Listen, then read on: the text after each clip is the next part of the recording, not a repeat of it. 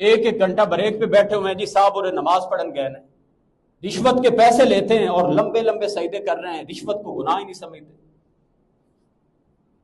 الراشی والمرتشی کلاہما فی النار، رسول رحمت علیہ السلام نے فرمایا دینے والا اور لینے والا دونوں دوست ہی۔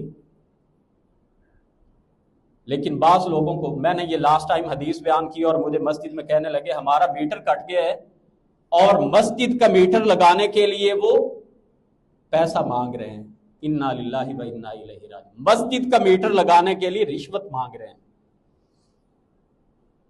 جس معاشرے میں ایسے حالات ہو جائیں اور صرف پیسے کی کثرت کے پیچھے ہی ساری دنیا بھاگ رہی ہو، وہاں پہ خاک برکت آئے گی؟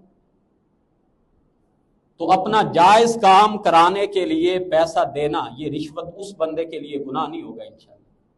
جب حالات ایسے بن جائیں کہ جائز کام بھی آپ کا نہیں ہو رہا، ایسا منہ کو حرام لگ گئے، تو جائز کام کو کرانے کے لیے فمن استر غیر باغ ولا عاد، اللہ نے جان بچانے کے لیے شراب پینا، حرام کھانے کو بھی جائز قرار دیا ہے جان بچانے کے لیے۔